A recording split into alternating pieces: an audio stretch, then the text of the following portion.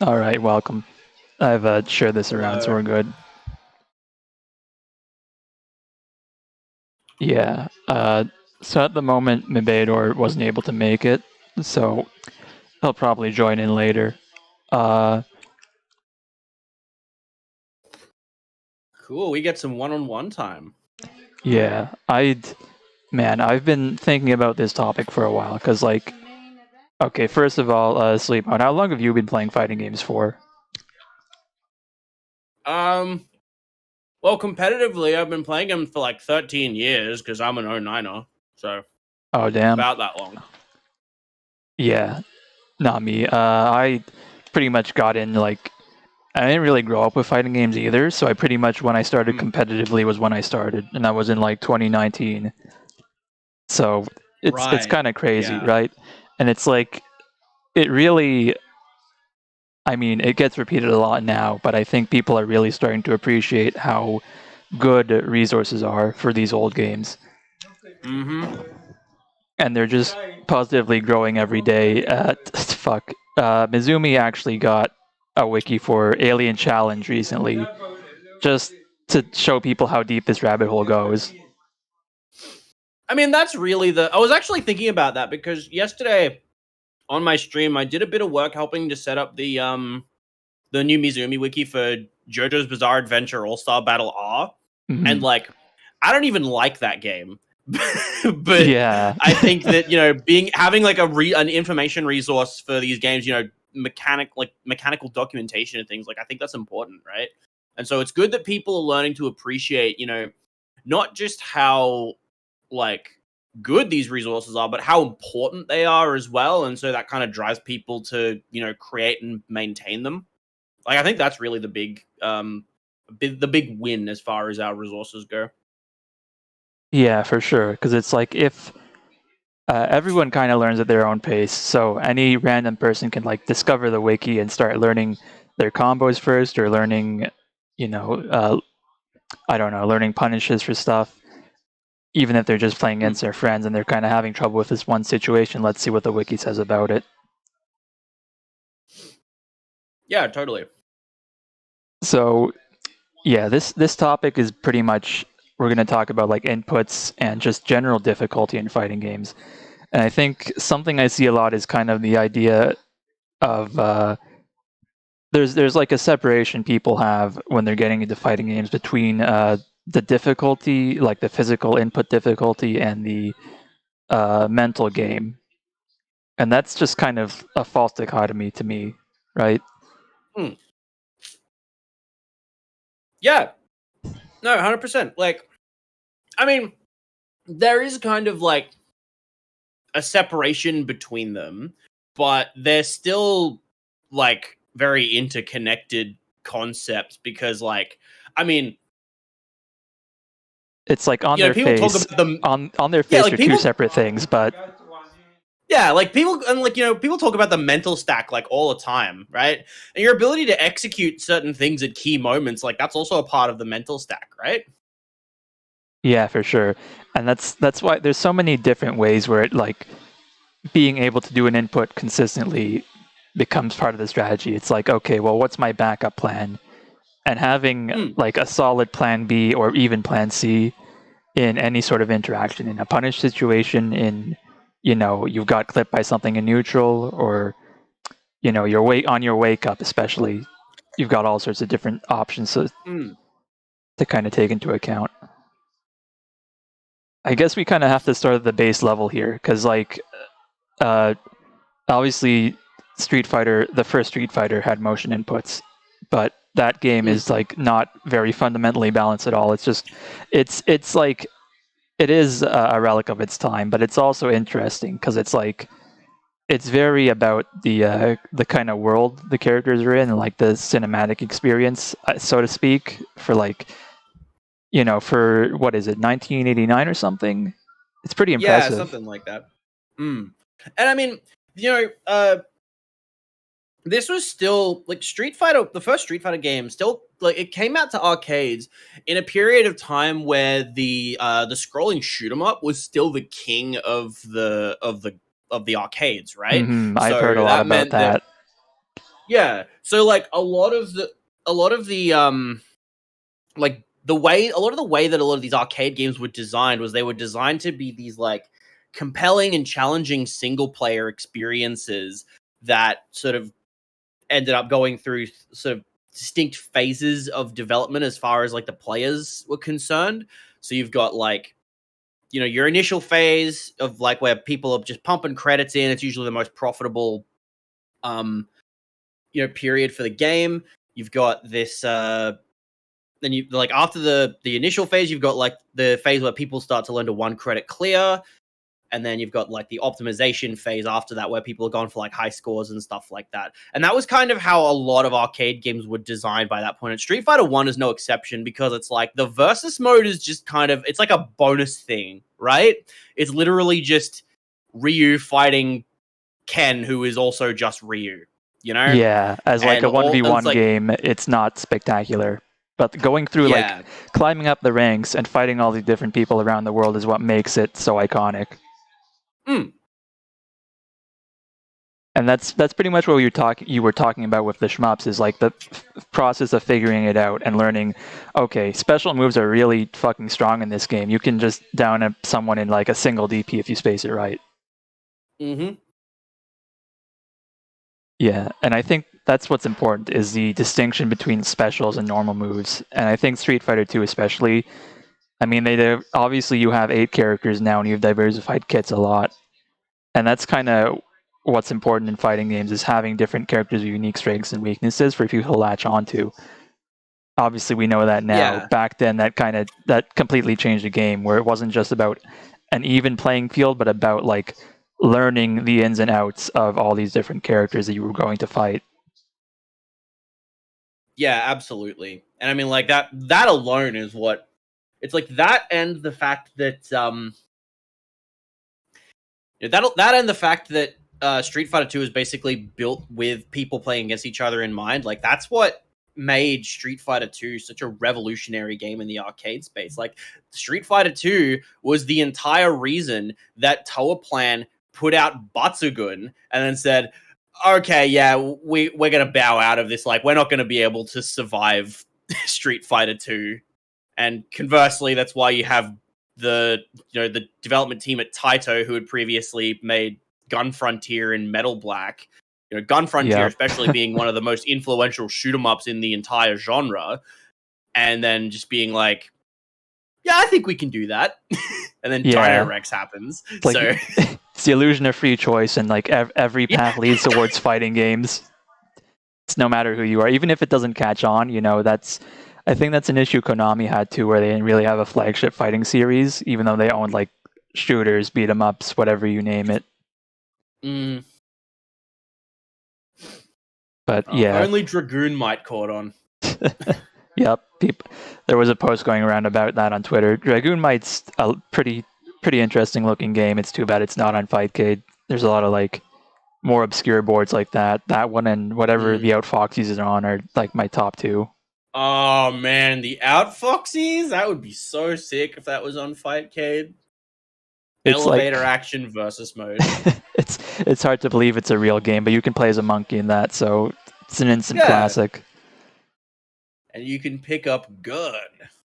Yeah, and so bringing this back to fighting games, it's kind of like you have to ask yourself, okay, what separates a special from a normal? Because when you simplify inputs and you've got like a dedicated special button and direction, there's kind of two things that happen. First of all, it's like what makes something a special and not just like a long-reaching or a fast normal or a normal that knocks down, right? So like having that distinction, I mean, for the most part, it's like they chip, they have other unique properties, maybe like depending on the game, specials that break armor or specials that are invincible and all sorts of stuff like that. But Mm, when you have a special button, you kind of heavily limit yourself to how many specials you can even have, right? You've got your four. mm, Usually, games even like opt for 3 directions because you don't necessarily have an op special unless you're Smash, right? mm. Yeah, that's right. I mean, when it comes to games with special move buttons, and sort of comparing that to more traditional like special move motions, I think like my personal kind of go-to example is Power Rangers Battle for the Grid, because that's a game that's got just a special move button. And it's also got difficult combos, pretty much like Marvel. Yeah, like the when the dev team was still at Enway and they were working on that game, they basically just made Marvel 3-2. Like that was the entire deal with it. And like you know, the reason that they went with that is it was partly because the way that I see it is that they went with the special move button, which limits you to just like, you know, I think it was just like neutral, forward, and back was just their specials plus a jump special. And you know, part of that was just like, hey, so people who like Power Rangers are probably gonna play this game. So we should probably have something, because like, you know, the audience for Power Rangers outside of people who grew up with it is still like literal children. So yeah, you just want to have something where you can press a button and see something cool happen, and that's the core of it. That's yeah, so and I mean, important. like, just as an aside, like that's why Tekken is so popular casually, because it's the kind of game where you can just press buttons and then cool things happen. So that's like really important for your kind of younger, less informed, I guess, casual player base. But you know, at the same time, part of the reason I think why they went with the special move button is because like they they knew exactly what they were getting into when they made this game, and they wanted most of the complexity to be built within the game systems, because like the fact that, you know, assists can be called at basically any time and they like can be cancelled into a takeover at any point, and that like significantly expands your options for like offense and defense and just pushing the most insane mix-ups and like genuine unblockable setups, Wow, which yeah. they allowed because they thought they think unblockables are cool. Like, Right, and that's the yeah, thing too, is like the assists are huge. They just take up easily like 2/3 of the screen visually. and they're super like they're super powerful, and like especially because of the fact that you can take over cancel at any point and start doing stuff like that. It's you know, I think when they knew that the game systems were going to be super complex, and when you've got a game where you have to pick 3 characters for your team and you're constantly switching between them, they didn't want every character to be super like complex or, you know, technically demanding, because, you know, on the Yeah, one hand, because the like, whole game is demanding and just like the situations you're being put in. Right. yeah, and it's also worth mentioning, I think, that like, you know, not only does it make the game a little bit easier to learn, both, you know, in terms of picking up a character and learning how to fight a character, because there's only so many options that you have to worry about per character, so you can just focus on like the larger scale, like what your opponent is doing. Having that limited set of special moves that is, you know, part and parcel with having a special move button kind of means that like you're sort of intentionally limiting the scope of what characters are capable of doing. And, you know, obviously, like, there's the input itself, right? So it's like, you know, 2S or like 6S or whatever, like, that's significantly easier than 236 button or 623 button or whatever, Yeah, right? and So that the point about like limiting the move set is also important, right? Because you have your like Street Fighter characters that are very like defined to one archetype, or at least they were like, you know, you get into like Third Strike or even like the whole Street Fighter 3 series, they kind of start diversifying things. But you look at like Street Fighter 2 or the Alpha series, and you've got, you know, you've got your Shoto, which has Fireball, DP, Tatsu. You've got Guile, who has 2 special moves, and those work when you have a very focused archetype. mm. And like, as far as like the actual inputs are concerned, like I think the main thing there is that like when you compare like single direction plus button to a more complex input, that because that's a genuine balancing consideration that a designer has to make, right? And so like you could go with like the special move button in the context of a game like Battle for the Grid, specifically because it's like, well, we've got this absolutely like batshit insane open-ended like assist tagging system in this game that's going to let people do like the most disgusting mix-ups you've ever seen in your life.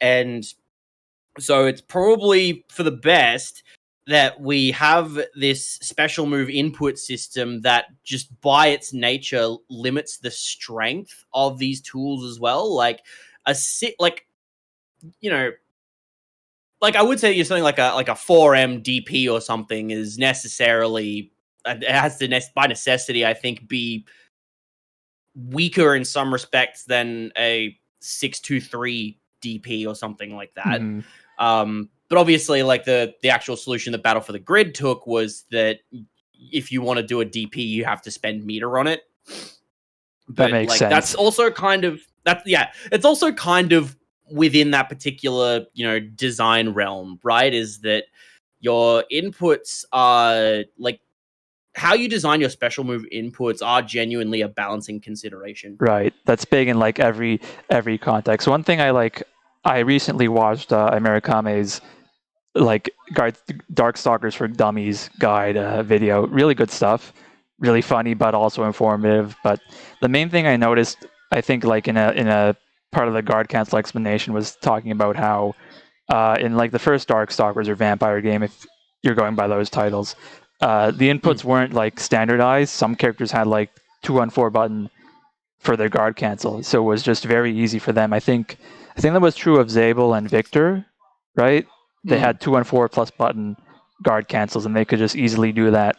You didn't even really have Yep. to be consciously looking for it. You could just kind of block something and press the button, and that was it, because you were already starting to block.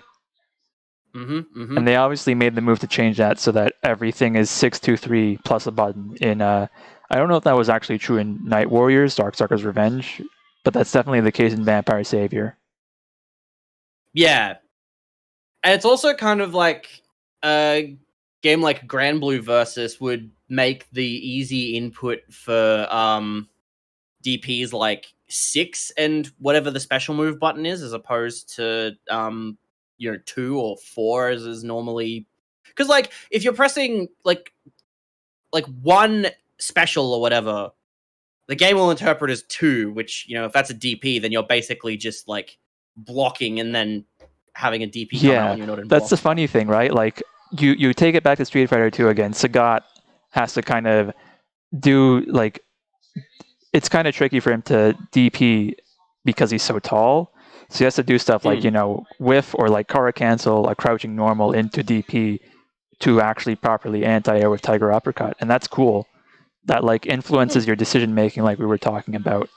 And conversely, like Fight of Steel is another move that opts for the direction plus special button, and it actually does have like DP like moves that are on down special, but I don't think they're actually invincible. They're just mostly like for the purposes of damage and juggles. And that game has a pretty Yeah. cool system where you can dash cancel all your specials. Mm-hmm. So it's like in that way, like it's still demanding. It's not like too high on the spectrum of difficulty, but you've definitely got to learn your timings with that, and that's fun. I mean, the main thing about special inputs is that they're fun to do a lot of the time. Some games are just more demanding than others. I think that's something that like a lot of people will get into fighting games and they'll play Super Turbo because that's one of the classics, obviously. And inputs in Super Turbo are actually decently hard if you're getting into them for the first time. I had that problem. Like genuinely semi-random like Yeah, input right. buffers, like Like, semi-random charge times. and you can get into that. You can like learn how to just you can practice to do the input reliably in like the fastest window, which is like 7 frames per input, which is not at all impossible. People can do moves in like 3 or 4 frames per direction. That's pretty normal. Yeah. But charge inputs are another part of the equation because it's like charge inputs are obviously easier to do, but now you've got that learning curve, and I guess partial mental stack. I think once you get used to it enough, you don't even really think about it anymore. But it's definitely a learning curve to get your charge inputs, get like charge timing into your head, learn your strings or combos that will give you enough charge, and learning your pressure, especially like playing boxer in SD. That requires a lot of work, I think, to get to that level. Yeah, and like I guess if we're moving on to the topic of like people getting into fighting games and encountering these issues with like special moves, like I think another thing to consider is how it can kind of affect the process of learning a fighting game as well, because the thing about like one of the most difficult things about like being an informed but still kind of low level competitive fighting game player is that it's really difficult to measure your progress as a player. And one of the main advantages of having like more complex inputs for specific actions is that a new player can very easily tell when they're performing that input better than previously. Like, this is why I don't think Tekken should ever get rid of like Korean backdash, for example, Mm-hmm. right? Because a lot of people like I kind of used to think this as well. It's just like, Korean backdash is so difficult, and it's this super necessary technique for, even just playing normal Tekken, and it's just a barrier to entry and things like that. But I think, when you understand the context of that technique, where it's just like you don't need to chain 7 or 8 backdashes in a row constantly all the time in a match. You only need to backdash away from your opponent like maybe 2 to 3 times, depending on the game, to create the space you need to reset to neutral. And so when you think about it in that context, and you consider that the input for Korean backdash is not intense, it's not super difficult. Like, you can drop it, but it's not like the most difficult thing in the world. It's not like a just frame or anything. Yeah, it's like Then managing your inputs is super important in this, or your expectations. Sorry, is super important in this regard, and that comes down to yeah, like and a lot of situations you can kind of opt for something simpler. In terms of movement, maybe not, but in Tekken, at least in past games, you like sidestepping is good, or when it comes to yeah, like doing a DP in or Street Fighter, you can you have your normal anti-airs, right? Go ahead. yeah, or in the context of Tekken, like you had older games where backdashes moved you a much further distance away from your opponent than previous. Like, Tekken 5 backdashes moved you a pretty decent distance from your opponent. Like, you backdash away from someone in like Tekken Tag Tournament 1, and you're just like light years away from your opponent by comparison to anything more recent. So like that's another consideration. But like, really, I think keeping Korean backdash is important, not just because it's just it's a core part of Tekken's identity, and it's an interesting dynamic part of the movement system and whatever and ever, and Tekken's a movement game and all that stuff. I think Tekken should also keep Korean backdash because Tekken's a game where it's very difficult to track your progress as a player, even by even when in comparison to other fighting games. It's like I can't tell if my spacing is much better than it was like when I started. I can't tell if certain other aspects of my play are much better, but I can certainly tell you that my movement is a lot better. Like, my Korean backdash is much cleaner than it was like 2 days ago. So Mm. like having these kinds of mechanical skills is real, and like mechanical demands, I think, is really useful for helping new players track their progress, because the most important thing, because like once you have convinced a new player to try getting into the game on a more serious level, the first thing you need to do is make them feel like they're moving along and making progress, and giving them concrete things to work towards, because a lot of like the goals that you kind of want to strive for as a fighting game player are kind of abstracted and based on kind of nebulous concepts that you never really begin to fully understand until you've been playing the games for years and years and years, right? And so if Mm-hmm. you have this concrete thing that's like, I can do this specific thing better than I could a week ago, then that does wonders for player retention, because it means that people feel like they're making progress and they're, getting better as players because they're doing something in a demonstrably like better and more consistent way than they were previously. Yeah, and this is a thing that also segues into what Unga Bunga Wake Up Super has been typing up in chat. Inputs aren't the thing holding fighting games back or what's stopping them from being huge. Arbitrary inputs like pentagram or pretzel aren't really needed, but the issue is mostly around fighting games not having a lot to offer for casuals or people trying to learn sometimes with awful training modes. And that's something Mm. that Street Fighter 6 especially is like it's both bringing back and moving forward, I think, especially when you're looking at the training mode. I know, right? It's weird. It's weird that we have to give Capcom credit on this, but Capcom remembered to put things to do in the game. There's stuff to do in Street Fighter 6 it's now. crazy because, like, I mean, other devs, I'm trying to think of what they've been doing. SNK had like ghosts in Samurai Showdown that you could, learn and adapt from. You could download players' ghosts and like learn their tactics, but that doesn't really work as advertised. Other games have tried it. But yeah, now Street Fighter 6 is going to teach you how to anti-air. It's going to show you the full frame data in the game. A lot of those barriers or like lack of knowing where I can find this information on a wiki or if a wiki doesn't exist, which has been plaguing Street It Fighter 5 does. for a while. It does now, but Street Fighter 6 wiki already exists too. yeah, Shout outs to Shibarizu. he's But knocking that down. yeah. But obviously, like the other big thing is just giving people things to do that aren't just like, because like I've spoken about this Yeah, on other platforms it's previously. like Is that like I don't it's think that it's learning tutorials mechanical are, skills, right? It's not just like yeah. reading about it. It's about doing it. That's what's more Yeah, important. and like also, I don't think that tutorials are the like silver bullet for retaining new players to fighting games or whatever. Because like, for one, not every fighting game I think is in a position to have a particularly like in-depth tutorial built into its like main release.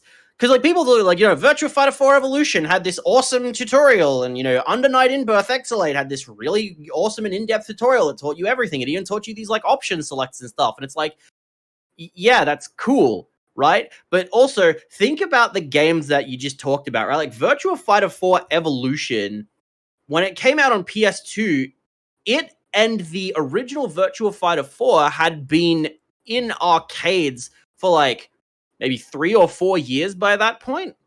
Not to mention that every single aspect of Virtua Fighter 4's design was based off of considerations made with respect to Virtua Fighter 3.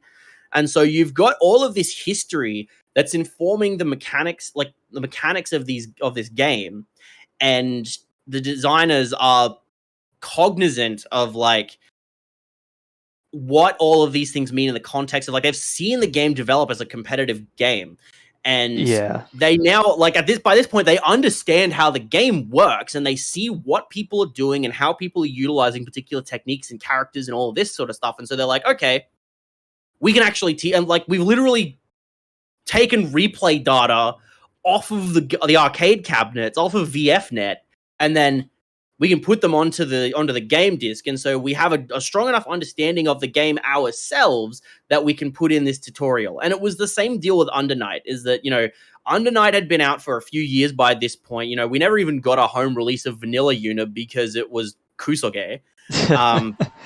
And this also is making me think like about just emergent design in general. Like it has become kind of a buzzword, or I guess it's become misunderstood in fighting game circles to just be like a signal that someone thinks old games are better and that's where it ends. But I think it's like having demanding systems that are very open-ended. You have stuff like I think one really good example is like charge canceling in Cyberbots, where every character can use it. Most normals are subject to it.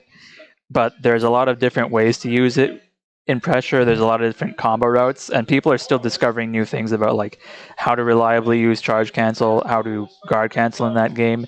And it's because it's both hard to do, and it just there's so many places where you can do it where you still have to figure it out for yourself. Mm.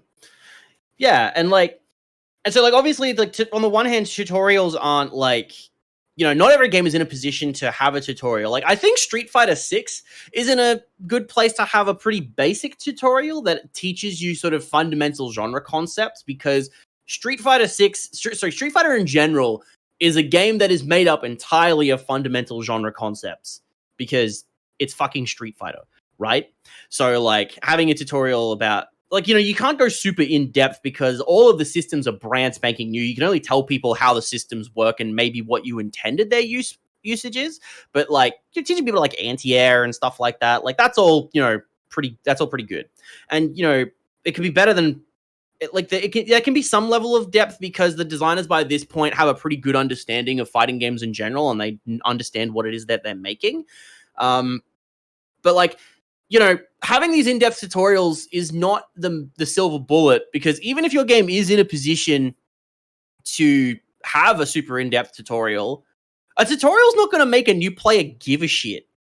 You know? Like a new player has to care about playing the video game before they start in like learning about all of the ins and outs of the system and how to play at a more informed level, right? So like Yeah, and that's why you're gonna have all these that's systems why going like on all of the too, gimmick right? modes in Street that's why all the gimmick modes in Street Fighter 6 are so important, because it gives people stuff to do. Or like I genuinely think that I've sort of mentioned this elsewhere, that I dislike Guilty Gear Strive's design goals, like as a fighting game, but Yeah. literally everything else that it's doing outside of maybe the online play is like phenomenal. Because what Guilty Gear understands is that it's got these like iconic, beloved characters, and it puts in all of the work to make those characters, like to give players like a way to experience the stories of these characters to, and in a way that drives, you know, empathy with them. Like it's no Also, I just want to say, coincidence. like, Strive also is not like without advanced technique. It's got Hmm. it's got Roman cancel, and obviously it's got like there's all sorts of stuff that is kind of uh, stuff that is either holdover, like pots cancelable or car cancelable 6K, which is you pretty much don't use that move for combos anymore, unlike XR, but you do use it Hmm. for car cancel, pot buster, or Garuda impact. And then you've got new stuff that like Gold Lewis 1080 input that he's got on his super that you have to work in order to squeeze that in.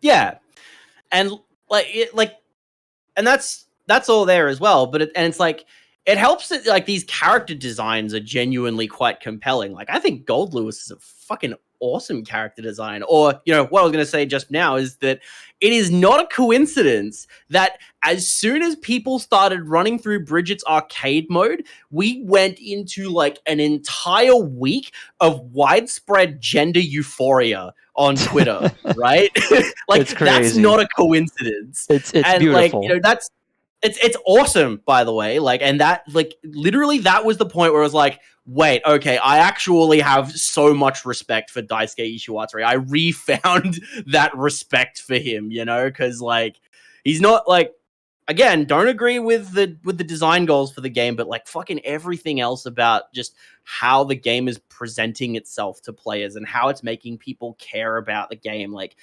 genuinely, so many people looked into Guilty Gear Strive because like, holy shit, Bridget's a trans woman. Like that was it. That was all they needed. Because like, oh, I found a character to care about. Because like that's how you get into Guilty Gear. You find a character that you care about. And you like wife that character. Like you Yeah. are Guilty Gear is a Every game for character specialists, and they found a way to kind of drive that in Strive as well, which I think is like yeah. that's really a big one. That has always been a hallmark of Gear. You've got all sorts of cool characters, weird characters. You've always had. I mean, Faust has been there since day one. You've got your standard like Sol and Kai, and as far as like protags go, Sol and Kai are cool as hell as well. You can't deny Hmm. that. And it's just like, yeah, every single character in Guilty Gear is there for a reason.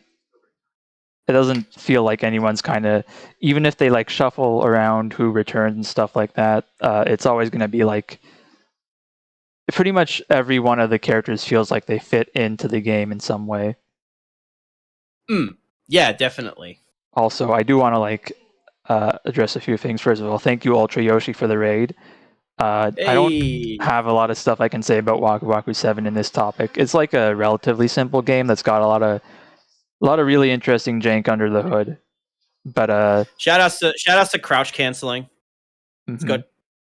Literally, like I've mentioned the Yu Yu Hakusho final on here before, and like Waku Waku 7 and Yu Yu Hakusho both have the exact same crouch canceling thing. Like it's hilarious. dang. And yeah, Oh no, not the Fernandez Mirrors grand final. That's what happened on the first Kusoge Advent calendar. Is I think that AJ and Za I ended up think I think that's playing it. really how the game deserves to be played at this point. I Well, think just a couple of them. genuinely we've or you guys really, not me, because I haven't hardly played this game. You guys have learned too much about it to the point where it's like the tiers are very set in stone. B Mm. is full on a doomer mode about Maru's tier placement in that game. It's actually kind of interesting seeing it evolve. Uh, Something else, Super HC said, I'm not a big fan of motion inputs. I recently started playing Real Bout Fatal Fury 2, liking this one character, but then I realized it has an arbitrary 360 motion at the end, a built-in combo. So I switched to someone who doesn't have that, and I ended up liking them as well. See, Well, as far as like part of that is just like that just comes with the territory of playing like an old game, and because like back in the 90s, people who were making fighting games didn't understand them to the degree that we do now, right? So there's a lot of like it's not necessarily just throwing in inputs like whatever, but it is kind of trying to like because like the original special move inputs in like Street Fighter were designed based on what kind of motion would the combatants like what the character's body like go through in mhm. order to perform this move. And that's part of like So that like, partly explains like the existence of motion, the continued existence of motions is like it has to feel good to pull off, and it has to, in a lot of cases, require practice to do something effectively or to do something as fast as you want to. All of that is kind of part of the domain of special move inputs that exist, right? Like if you have a command grab, obviously you're gonna balance it around being hard to do, and then if someone practices, standing 360, standing 720, especially, that's something that they kind of earn the ability to do. That can be like something someone is known for because they practiced it. mm, but yeah, so like if you're and you're obviously like certain inputs like that are annoying, but you're like we kind of simplify a lot with like, fighting games. Like picking a fighting game that you want to play is about picking what you want to put up with, and that is a bit of a simplification. Like I think you should pick a fighting game that you want to play based on things that you like about it, and not just things that you're willing to put up with. But every game's gonna have unsavory elements to it, and so there are a lot of things with like inputs and everything that you just like if you like the rest of the game, then you'll get used to it, right? And you'll Yeah, get then better at the performing really important inputs thing as is well. that you have to find something that's worth pushing through for, because Hmm. in every situation you're going to be put into either, and it's not just doing inputs, you're going to be put into a matchup you don't like, you're going to be playing at a pace maybe you're not comfortable with. Like that's something that's especially prominent in like some games more than others. Like anime games are very fast, and on the other hand, Mm. cyberbots, which is very like it's in that early era of like, okay, people are doing wild things with movement. We've got a dash button which has like almost like a half screen or more dash. on the ground, and like an air dash, you can instant air dash, you can triangle jump in that game. But there are other bots, certain matchups against like Hellion, Killer Bee, Riot, that are just very stalling heavy. You know, they can fly around and you have to capitalize on when they land. And that's something a lot of people don't have fun playing against. That's something I've like come to enjoy because you can either get to jump on them around start, or you can poke away at them and charge up your special, you charge up your super while waiting for them to come down. And then when you've got that opening, it's really satisfying. Mm. But learning to kind of see the good in every situation in a fighting game and learning to really keep your eye on the goal is I think inputs are like a part of that even if you remove the inputs, you're still going to have to learn matchups and you're still going to have to put up with not having fun sometimes. Yeah. And the important thing is just learning to keep your sense of humor, I think. Fighting games are funny. You know? Yeah. And Like, that was our last remembering that stream. fighting games are funny, yeah. Yeah, That yeah, was our exactly. and it's true. There are so many situations where it's like, okay, how did that happen? What's going on? Why did this cross up? Why these moves interact this way? That's Guilty Gear. Like that's every Guilty Gear, really. Because it's like, Guilty Gear, plus R, it's like how things just happen in that game. Exard, Roman Cancel just makes things happen in that game. Even Strive is just like, wait, I died? Yeah, Strive You has know? whole moves that are just bizarre. Strive has like Giovanna 2D. Explain that one. Just the entirety of Behemoth Typhoon. What a move. I'm Yeah, so it's glad like Behemoth Typhoon exists. like a good half of them are just +5 or something on block. So it's like, hey, it's my turn now. Yeah, drone. Gold Lewis is great. Yeah, he's He's great. big. He's stupid. He has like surprise ways to approach. He has some shit where he can like fly across the screen with Behemoth Typhoon. Is that just like air dash, Roman cancel? I don't know. I don't even It's know. like it's like air dash, Roman cancel, like air dash, uh, yeah, air dash into blue Roman cancel drift forward Hmm. into Behemoth Typhoon, and you just go flying. and It's and great. yeah, this is also like Gold Lewis is a perfect example of like pushing it, where they're specifically designing a character around using as many possible inputs as they can for this one move. Uh, I'm gonna get back to that in a second because I feel like that's where I'm gonna tie that in. Where like Samurai Showdown is a game that's not very technically demanding in terms of APM, but it's got very wide move sets because every tool serves a purpose, and it uses a lot of inputs in that way. But one thing I do Mm. want to answer, Angabunga Wake Up Super. I'm gonna ask an honest question. Do you think if Strife had XR gameplay, it would have sold just as well? Because I think that's a really interesting question. Well, okay, so here's my take on this, right? Which is a developed take, like it's an evolved take on what I had previously, right? So I don't think that the design of Guilty Gear Strive was informed by any kind of cynicism. Guilty Hmm. Gear Strive, I think, is genuinely a very earnest game. Just look at the story mode. Like the story of that game it's a story about how sometimes the most difficult thing in the world is to be yourself, but ultimately being yourself will bring you more happiness than anything else, right? That is what that game is about.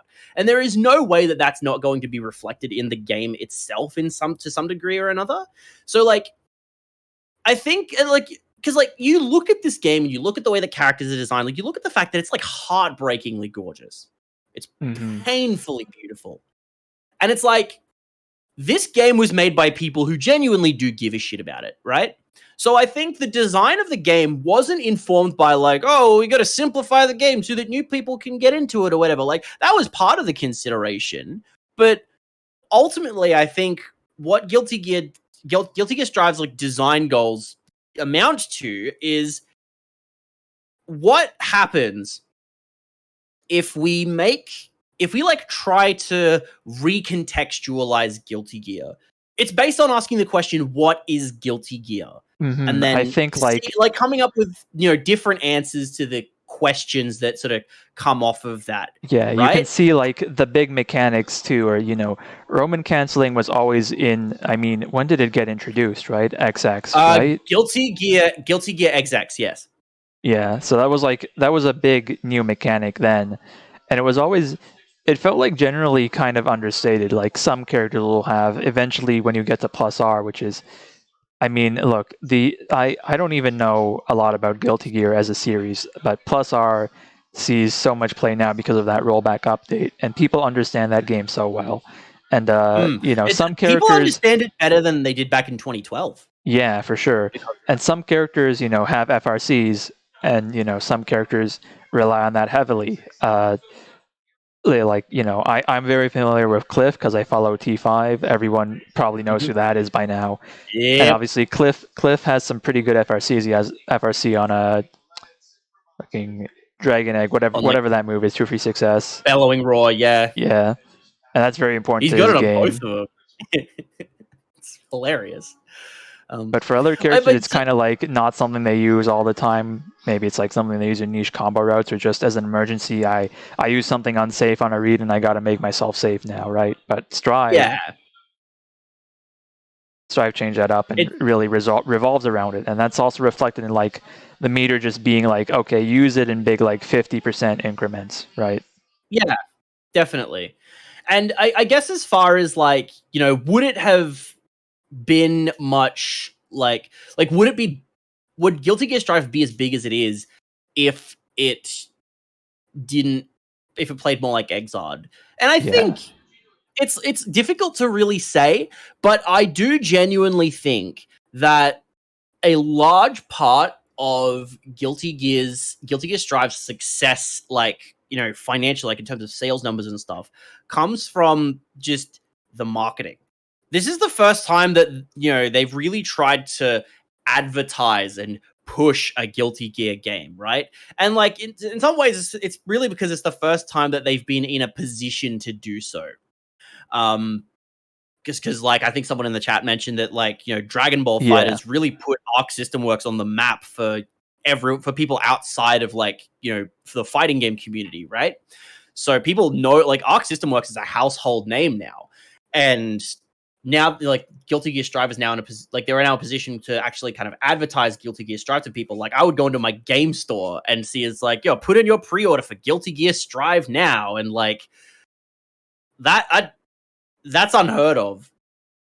It's like people like so many people are playing a Guilty Gear game now, which is incredible, right? So I think to an extent, if Guilty Gear Strive did not play like Guilty Gear Strive, but it was still advertised like Guilty Gear Strive, then it would still be quite successful. And I think in a lot of ways, there are a lot of I think there are a lot of Strive players who are kind of hoping for a bit more of that sort of old school kind of complexity that would have been present in like Exod and such. And not to mention how many people still love Exod in general and would just really want like a Rev 3. yeah. So yeah, That's a game that like I think like consistently shows up as a side event at majors, and I think that says a lot for it yeah. because it's like it's up there. It's pretty much alongside like Super Turbo and games like that. Maybe not Third Strike, which has its own like huge legacy behind it, but it's definitely a consistent side event at any US major, especially. Mm-hmm. Yeah. Oh, there he is. Welcome. Hello. So at this point, we're kind of in the middle of like talking about okay, uh, how did like Strive? Well, Strive simplified things, but was it successful because of that, or was it successful because of the marketing? And we're definitely leaning towards the marketing. And we've talked all about like Yeah, why like do special I inputs also exist? kind of lean towards the marketing Hmm. because, like, basically every fighting game this generation has been doing better than any other game in its series. Like, everyone's reporting record sales, and I want to say like that's partially just because of steady buildup, but also these companies just have more money now, and we're seeing the result of them actually putting in full budgets into marketing these games and just getting them out there into people's faces. Plus, there's also just a bigger audience to sell them to as well. And those combined, and like once you have like of course, like fighting games are still somewhat niche, but because they're niche, that also means there's a larger group of people who don't play them yet, but are now getting into them. Mhm. So I And think those are the factors that cause it to be successful far more than it simply being is simplified things. I will also say, as far as inputs go, like I wanted to bring it back to this. Samurai Showdown is like a game that is pretty simple on the inputs, and they change things up a lot between games, right? Like they'll change how deflects work, how throws work.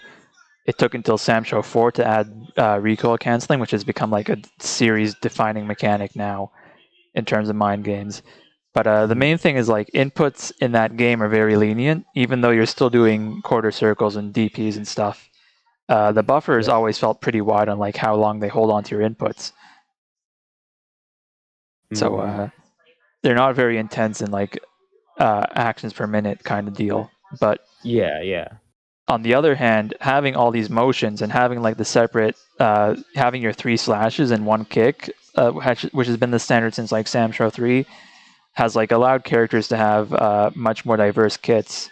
Like if you look at let's say Genjiro in Samurai Mhm. Shodown 5 Special, he's got all sorts of things. Obviously, he's got the card which bounces if you hold the button down as an overhead for setups. He's got the Rekka which crosses up. He's got a DP, and like if you had button plus direction inputs, like a lot of indie games have been attempting that and have been working out pretty well. I'll be honest, as has Grand Blue Fantasy Versus, but we'll talk about that in a second. But on top of that, Genjo's got a command grab. He's got this like sort of mash move looking thing that I guess is kind of useful for catching out stretch limbs and stuff.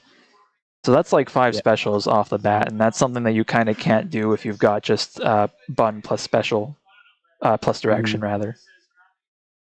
Yeah, and like actually that's making me think of Street Fighter 6 when you say you can't just do that with button plus special, because now they have modern controls where you don't get your full move set.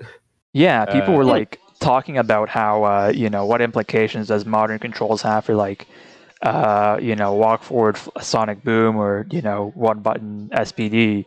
But when you're working with like 3 normals or whatever, like 6 because you've got standing and crouching, as opposed to the whole like what would it be 12 mhm. plus however many. It's a different Yeah, game. You're just not I mean playing. you still get your command normals, they found. But Mm, yeah, and then it's like, you still have your 3 versions of special, but like on the Sonic Boom one, now you can't do perfect booms, which is gonna hinder your combo and pressure capabilities. And like we still don't know how SPD is gonna work though. yeah, they've for some reason they decided we don't want to talk about Zangief yet. I'm kind of interested in uh what they'll do with him because I mean Zangief has always been kind of he's been a very straightforward character in terms of because you can't really do a lot with the basic grappler frame, right? They've kind of mhm, invented all these new characters to do that. They've had like Alex, yeah, Abel. There's probably a few I'm forgetting uh, about. Makoto. Hmm.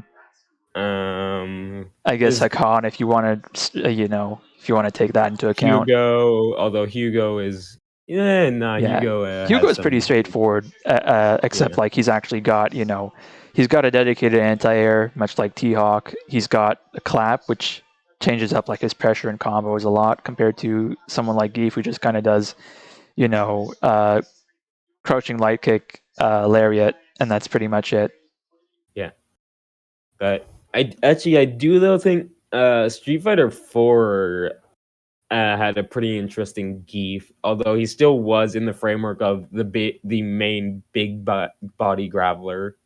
But we all know about Green Hand and how much that Yeah, did for him. especially like EX Green Hand is just a ridiculous move, and having that like invincible burst option for him was huge. Yeah, but he had some, and he had some cool varieties on his grabs in that game. It's like because like running bear grab was actually relevant, unlike most games. Um, and there he had some other neat stuff going on too, but he still is like the base fundamental grappler. He was still like less interesting, I'd say, than the other grapplers in four. And four had a ton.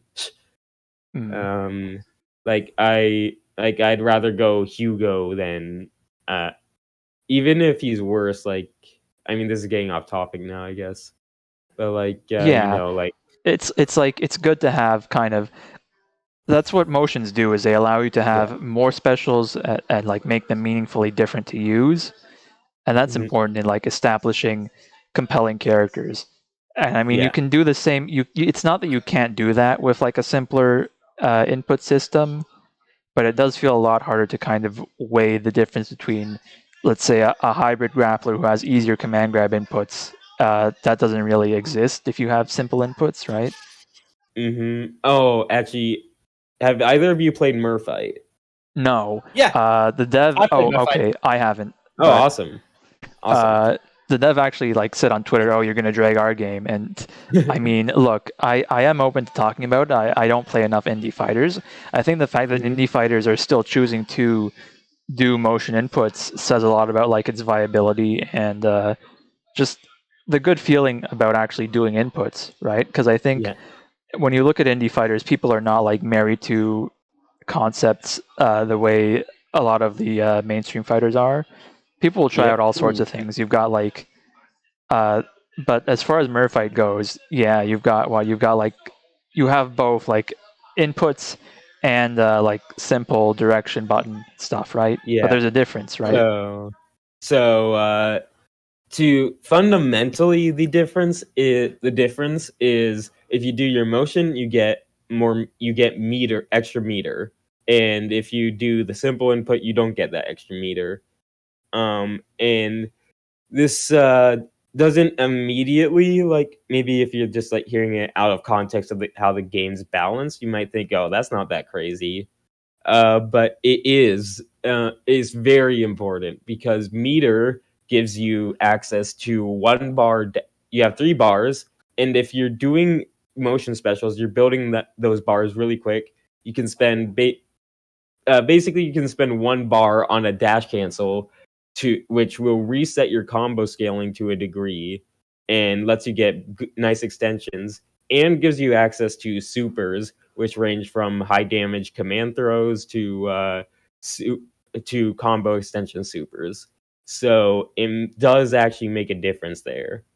But I do think one of my issues with it ends up being that the command inputs aren't particularly harder to do than the simple inputs because they're basically all quarter circles, and so it ends up not making a big difference in my opinion.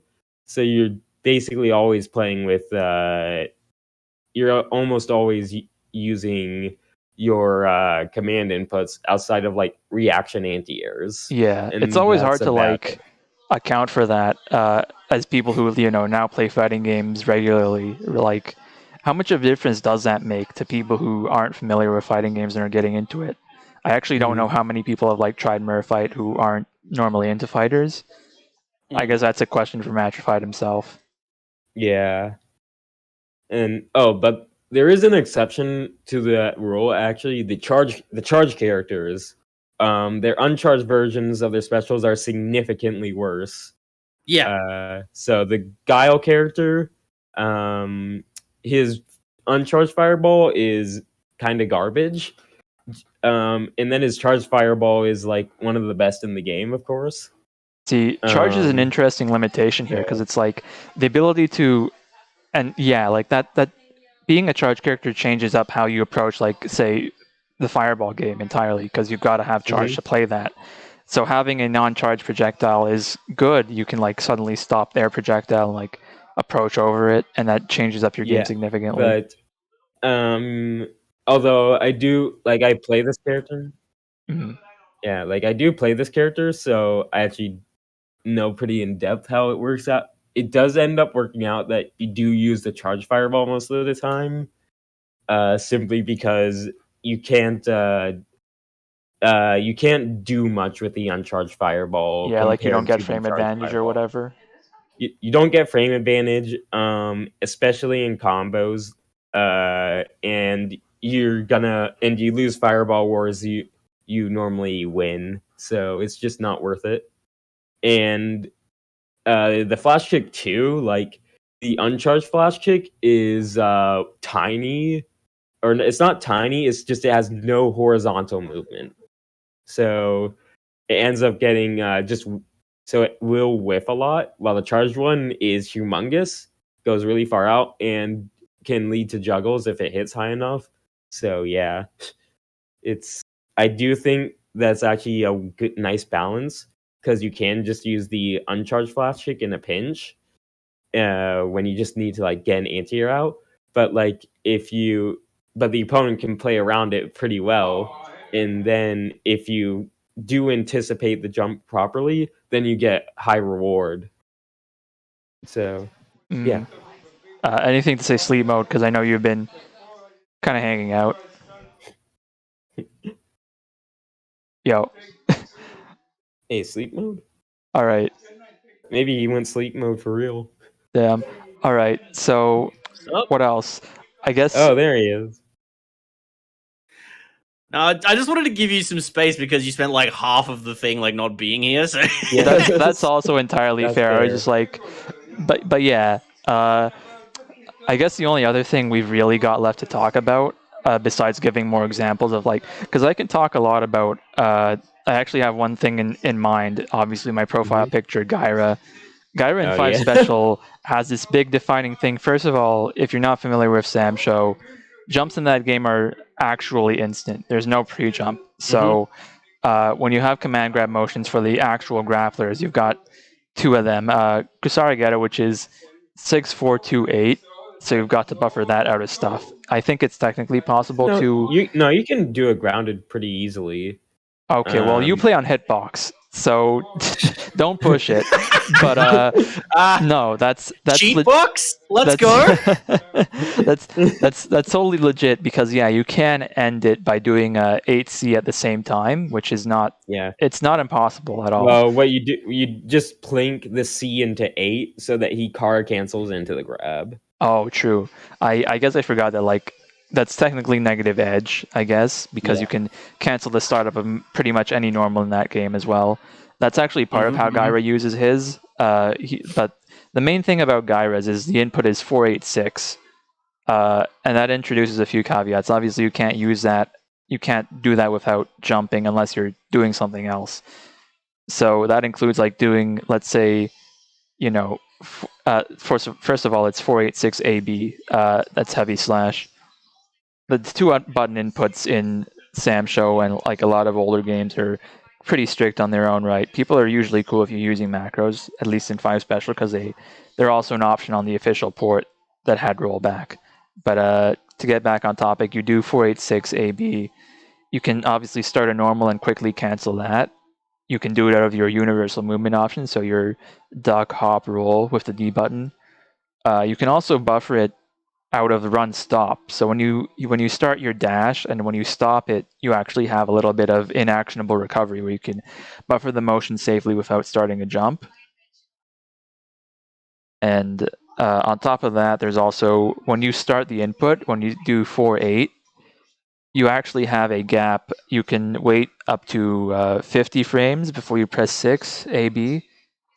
So you can use that to buffer the first bit of the command grab and then wait for, you can hold block and hit 6 AB to punish pretty easily. You can wait for a reaction like a panic jump or a duck or a hop and then command grab them anyway afterwards, but it requires conscious thought to do that buffer and, learn the timing on it. Because they can also just hit you and then, okay, well, by the time the hit's done, because of Samsho's high hit stop, you've already lost your stored command grab, so to speak. Mm.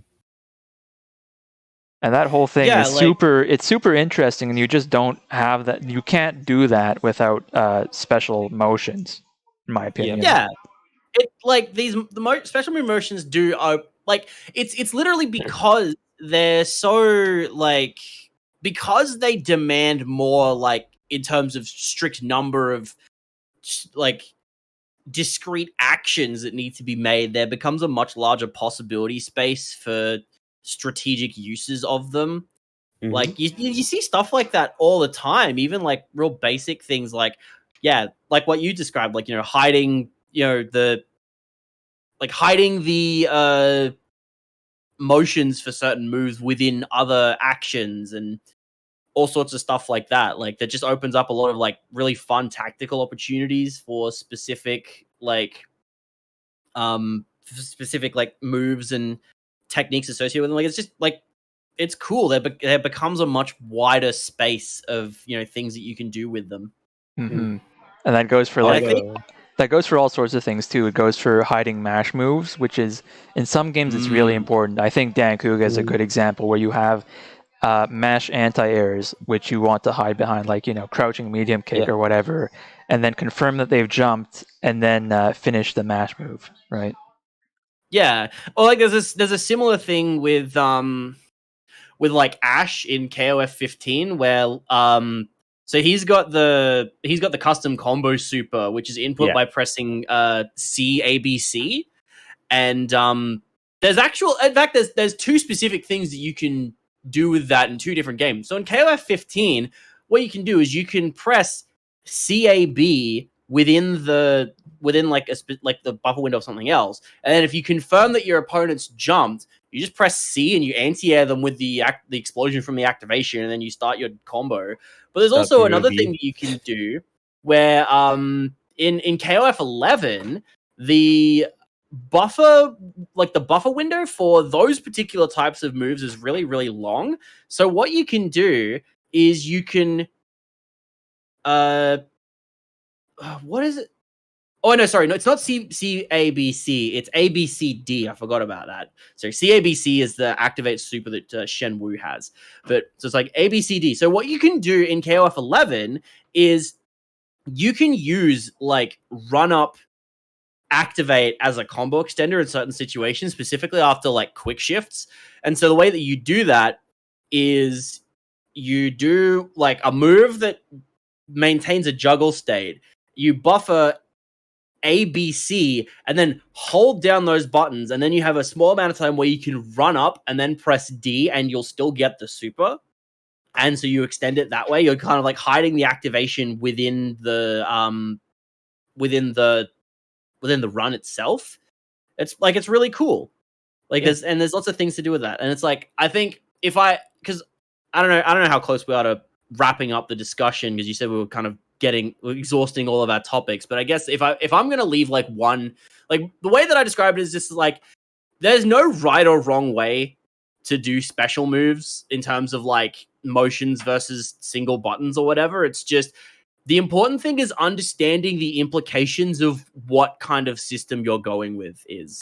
Actually, they're both that reminds me of doing different another things. indie where in Duels of Fortune, this recently released indie game, although I've been a beta tester for 2 years. Nice. The main grappler, Callow Man, has so this is a smash style. So your specials are one button basically, and kind of like normals and how you input them, but they're of course your specials. So the grappler, instead of having a traditional fast close range command grab, instead because his command grab is a neutral special.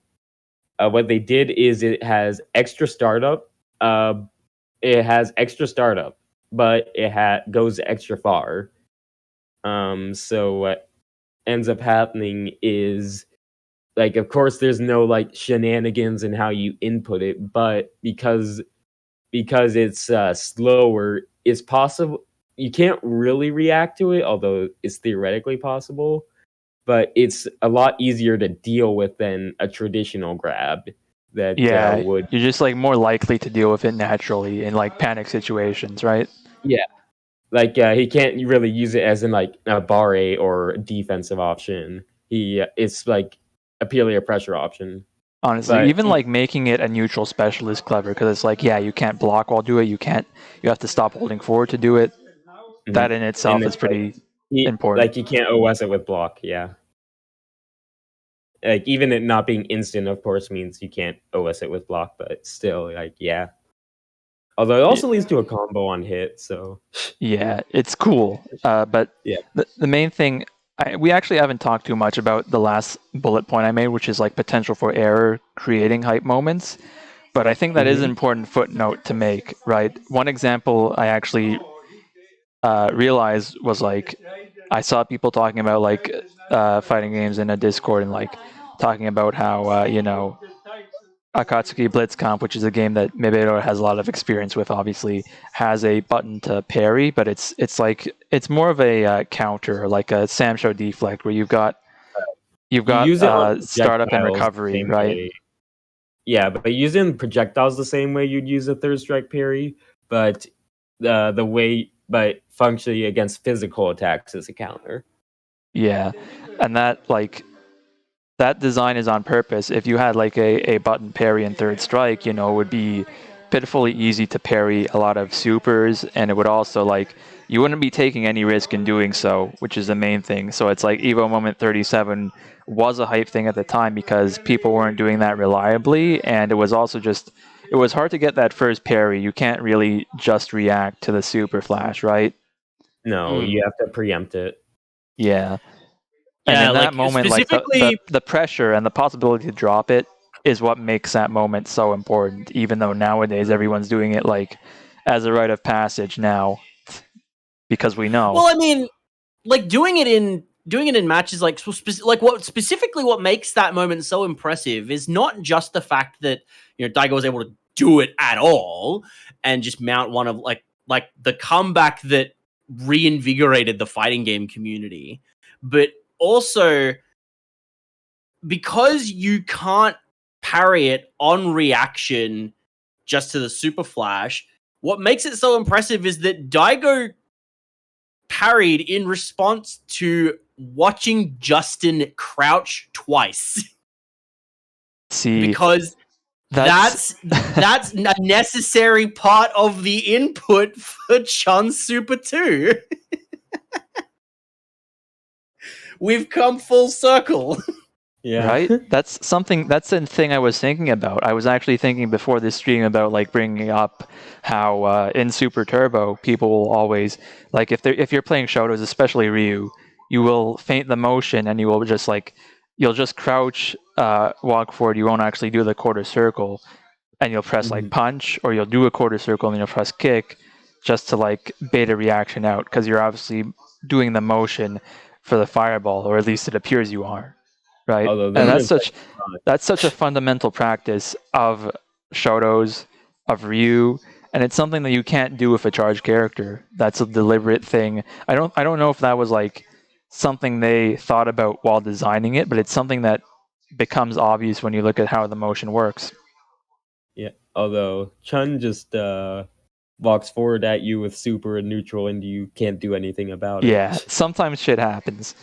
That's what's most important about fighting games is all right, you've discovered something, abuse it, at least until it gets patched out nowadays. Oh I yeah, on like quick mention of the AVK parries again.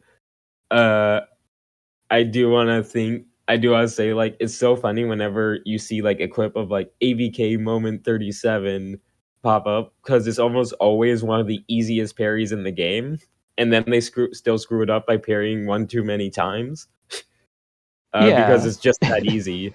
it's But easy then to mash. there's actually hard parries in the game, and those are multi-hit projectiles. Has specifically Tank and Perfecti have multi-hit full screen laser projectiles, where you need to parry the specific number of hits in order to get either a punish or just frame advantage. Um, and there's this infamous, or not infamous, jeez, popular clip from a while back where someone parried this 90 hit laser perfectly. and so yeah, it was like that's actually worth popping off for because they had to actually not forget halfway through how many parries they had to do. Yeah, I can't even imagine, right? Like that's a lot of hits, plain and Mhm. simple. All right. I feel like we've said pretty much everything that we need to say. That was a good talk, though. Yeah. Again, I think the main thing is just find something you're comfortable with. And I mean, obviously, yeah, it's already been said, not every fighter needs to be designed the same. But I think the reason inputs have worked for so long is because they have a lot of interesting implications for them and aren't just there to like make things harder or to gatekeep, so to speak. Hmm. All right. Yeah. I'm gonna look for someone to raid but feel free to add anything else to that if you guys want. Well, I don't got too much to add actually. I assume we all talked about stuff. Oh, actually, random thing. I hate mash inputs personally. I understand. Okay. So I'm glad what Street Fighter V did. All right. Yeah. I'm gonna find someone to raid. I think I'm gonna put it over to Lich Massacre. Who's streaming Fatal Fury Special. I haven't seen this game in a Nice. while. It's hugely popular Well, in Japan, but not as much in like anywhere outside, but in North America. But this it's is a it's Mikado's favorite game yeah, Uh-huh. and this is a decently with large their favorite tournament. guy, Kim Kapan. Shockingly, there's only one Kim in grand final in like top 8 last tournament. All He right. won the tournament though, so Yeah, I think I saw a tier list that put that character in like triple S, and like the next characters Yeah, down were no, like an S. yeah, Kim is so fucked up in Fatal Fury Special. you know what though? I'm glad it's him and not someone else. I mean, nobody likes it when Kim is the best character in the game. Like, remember KOF 13? Yeah, I like it. Kim He's cool to terrorized watch. that game Like I'd for rather similar reasons too. The only thing he didn't have was the dive kick, but he still had a completely bullshit Hangetsu on. yeah.